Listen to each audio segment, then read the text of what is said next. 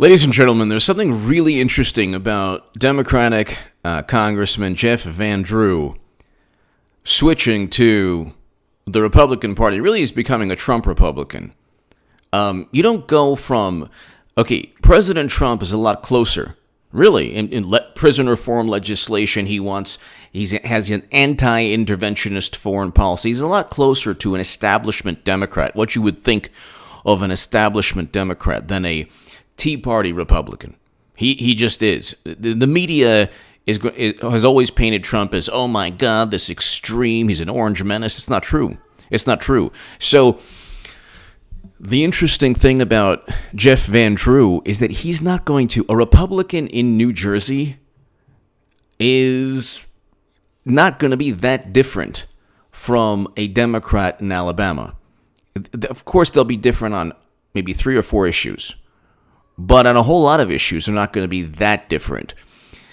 Why is this important? Okay, Jeff Van Drew is becoming a Trump Republican. He's not becoming an establishment Paul Ryan type of Republican.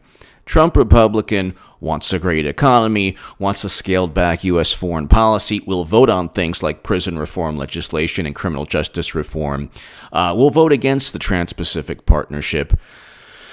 Although I'm not sure Jeff Van Drew's stance on that, but the TPP I'm not so sure about. But this is really interesting. Van Drew leading early fundraising effort, GOP struggles to find a candidate. This is in February of 2018. He's going to give President Trump, maybe not directly, Trump's not going to take time out of his day, or he might, in an informal conversation to find out, hey, how do Democrats do things? What's really going on? What's the Democratic Congressional Committee doing? How do they help you fundraise? What was their message on impeachment? Did they already know that they had? Because there are memos circulating throughout the Republican and Democratic parties. So they get this memo. And the interesting thing is, Democrats usually fall in line. They're a lot more unified than Republicans. The establishment Republicans didn't even want Trump. The establishment, McCain, Paul Ryan, Mitt Romney, Jeff Flake, they didn't even want Trump. They didn't like Trump. Lindsey Graham at first didn't like Trump. They eventually realized the Republican Party will cease to exist without rallying around President Trump. The interesting thing is, I'll get to the point finally, Jeff Van Drew is going to give Republican strategists, the White House, President Trump, quote-unquote intelligence. He's going to give I guess you could say, dirty little secrets of the Democratic Party, what he knows thus far. He's been a Democrat for about a year now? 2 years? No, about a year. A little over a year. He raised a great deal of money in New Jersey. So here, I'll read this. So Jeff, in late November, State Senator Jeff Van Drew announced he would run for Congress in the 2nd District, and so far he's gained unanimous support from Democratic mayors in Atlantic County and has taken a commanding lead in raising funds for his campaign, according to the FEC. Quote, I think the reason strong Republicans are not getting into this race is because Van Drew is running. Chairman of the Atlantic County Democratic Committee stated, he's someone with a lot of political experience, knows the district very well, and knows how to fundraise for a big campaign like this. So he did very well in terms of fundraising. He's been a Democrat for a year. If you look at the fundraising numbers, he got a lot of money from Democratic organizations. He had a lot of support from local Democrats in New Jersey. How is this going to help Trump? In a lot of ways. He gets I'm not saying that, Jeff Van Drew is going to be this double agent, this, secret agent that's going to divulge. They don't really have that many. I mean, The Democratic Party is like an open sieve. They complain every second that the Russians hacked them, that they've hacked the Clinton Foundation, they hacked the campaign emails, the DNC, I believe the DCCC, the Democrats in Congress, that organization was hacked also. The whole thing is open to the whole world. And then they talk about national security. It's like they can't keep a secret, they can't keep an email, they can't keep anything away from the Republicans or anyone else. But it'll be interesting, very interesting, the conversations Jeff Van Drew will have, not only with local Republicans, on a national level, it'll be very interesting. Now, it'll also be interesting what he knows about Clinton 2020. Hillary Clinton's going to be the nominee. So it's either I am the only person on planet Earth who's been saying this since 2017, or Pelosi and everyone at the top kind of know. I happen to believe that the Democratic Party, the establishment, the higher-ups, the people who are the big donors, know very well it's going to be Clinton 2020. The whole thing was a sham. The whole thing was a farce. Jeff Van Drew can shed some light. So this is just something, who knows? Maybe I'm like off base and I'm just looking into this a little bit too much, and I'm, there's also the possibility that, the Democrats are playing a game with this man and he's becoming a Republican to ensnare Trump. That's possible. But you know what? The interesting thing would be he's already getting heat, a lot of heat from local Democratic officials in his district. They're calling him a turncoat. One person said, well, maybe he can be the new ambassador to the Ukraine. All these funny things. But then you have House Democrats attend Trump's holiday party amid impeachment. So this is really interesting also. You have a whole bunch of Democrats, about six, so half a dozen, 6 Democrats attended President Trump's holiday party. That's hilarious also. So it's not a lot, but you have Jeff Van Drew leaving the Democratic Party, becoming a Republican, a Trump Republican. You have 6 Democrats attending Trump's White House holiday party. You had Van Drew, one of 2 Dems, to vote against impeachment rules. This was October 31st, 2019. It was Jeff Van Drew and Colin Peterson of Minnesota. So it wasn't just, and then you're going to have some senators. You'll have some senators. Kristen Sinema might not vote along party lines. Joe Manchin might not. You don't have a united front. You definitely don't have a united front in terms of the Democratic Party. It's really interesting. Here, Democratic Senator Joe Manchin is torn on Trump removal. Democratic Senator Joe Manchin, torn on Trump removal, suggests Hunter Biden could be witness. So there you go. You have Democrats who are either in conservative districts or they're in red states. They're either in conservative districts in blue states or they're red states. And here you have Joe Manchin in West Virginia. He even thinks that Hunter Biden could be a witness, which, of course, he should be a witness. The whole thing's about why even Joy Behar did a segment on H.A. Goodman's other channel. Even Joy Behar is like, it's nepotism. Well, that's the whole point. He's there because his father's vice president. That's the point. Joy Behar, literally, at The View, completely obliterates the impeachment argument. She's like, oh, yeah, it's nepotism. What's the big deal? Ivanka Trump does the same thing. Ivanka Trump doesn't work. She got patents in China. It's like, well, did she get paid millions of dollars being on the board of directors and have the president force a prosecutor to be fired because that prosecutor was investigating the corporation that was funneling money to Ivanka Trump? No. So with Democrats, it's like they always have to have everything morally relative, but they're always worse in every way.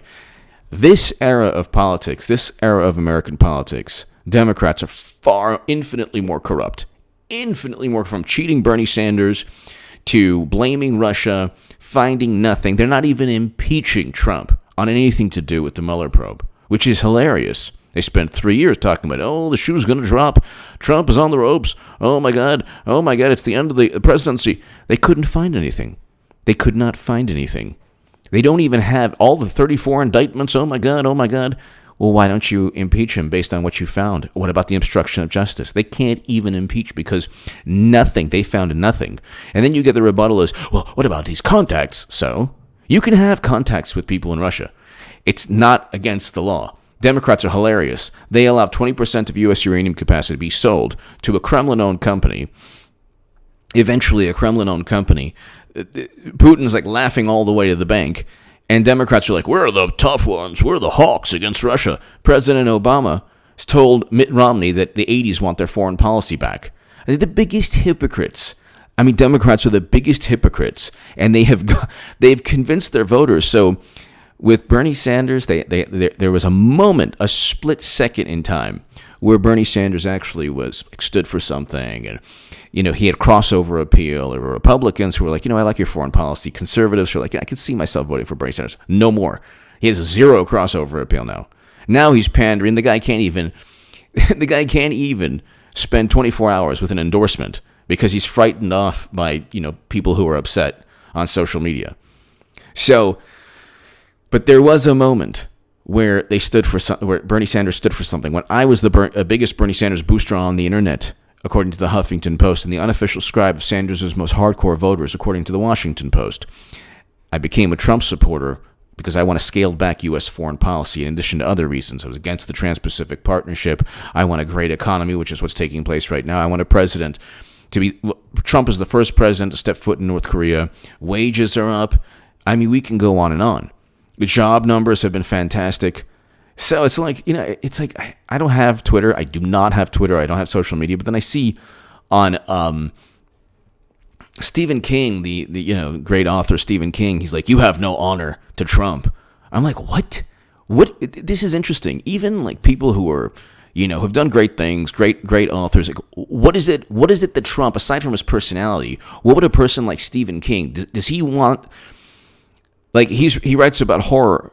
So what do you think happened to the people of Libya after President Obama and Biden and Clinton? And almost certainly Stephen King and others will be like, oh, yeah, you'll vote Clinton 2020 because she's running again.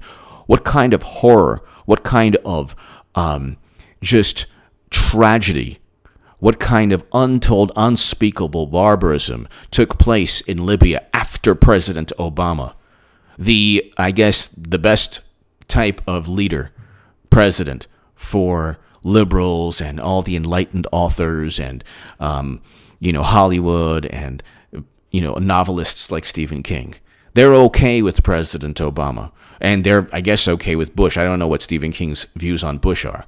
But if you write about horror, what do you think took place? Go ahead and compare the fantasy horror novel of President Obama's foreign policy, where he failed NATO intervention, completely destroyed Libya, and compare that with President Trump, who presided over the first president to step foot in North Korea and begin détente, begin a roadmap towards peace between North and South Korea. Look at the two. Signs first.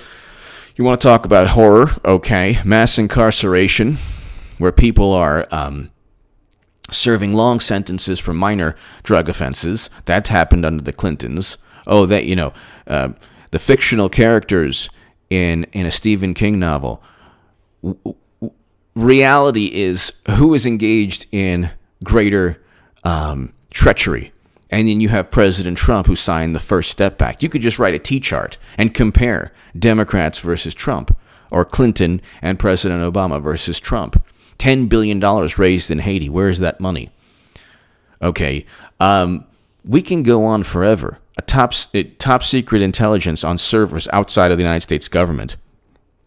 That wouldn't be a Stephen King novel. That would be like a Tom Clancy novel. How do you get, or a James Bond novel, how do you get top secret intelligence on servers running outside of the United States government? How do you cheat Bernie Sanders? That's another one. So you have these novelists who are, you can look, J.K. Rowling, they don't like Trump. They don't like what he stands for. But if you write about horror and fantasy, look at the fantasy world of absolute horror that Democrats have created. Look at Libya. Look at the money stolen, raised, and then not given to the people of Haiti. $10 billion by one estimate. Me can go on forever. President Obama drinking Flint water. Would that be a character in one of Stephen King's books? Why did King doesn't even probably know what happened. Why did President Obama drink Flint water while it was still poisonous? Saying, oh yeah, it's fine. Go ahead and drink it. What if Trump did that? Would that be honorable? President Obama saying, oh, I don't know that my Secretary of State has private servers for 4 years, hiding information from the United States government. Ooh, so honorable. Cheating Bernie Sanders, Debbie Wasserman Schultz forced to resign in disgrace, blaming Russia. So these enlightened authors and everything. I'm getting on a tangent away from Jeff Van Drew, but it's interesting. They have this view of themselves, the left, the esteemed, enlightened authors and novelists and playwrights and wonderful people. It's like, well, you know what? Why don't you look at the real life tragedies and barbarism and just horrors of President Obama's failed foreign policy? Clinton's votes alongside Bush and Cheney and Rumsfeld. You want to talk about real life, chaos and mayhem and bloodshed and all of this? You want to talk about real life? Because this isn't fantasy world. So, anyway, that's a whole other story. Yeah, President Trump is infinitely more honorable than Hillary Clinton or President Obama or any Democrats, because they're the ones who blame other countries, like George Orwell foreshadowed in 1984. I mean, look at the parallels in 1984. They'd say, oh, well, Trump demonizes immigrants. No, he doesn't. No, he doesn't. He said one crude comment, and he was talking about a specific issue, which I'm not even going to get, and we just abide by YouTube policies. It's Democrats who blame Russia and try to relive the McCarthy era. That is not being enlightened. That there's no honor in reliving the McCarthy era, because Clapper, Brennan, and Comey said that Russia hacked the DNC to inform the country that Bernie Sanders was cheated, thus giving Clinton the popular vote, but losing swing states because of Facebook ads. I mean, only an imbecile would believe all this nonsense. Give me your thoughts below. Jeff Van Drew is going to give Trump whatever Democratic intelligence is left. Give me your thoughts. Thank you so very much. Check out H.A. Goodman's other channel right now.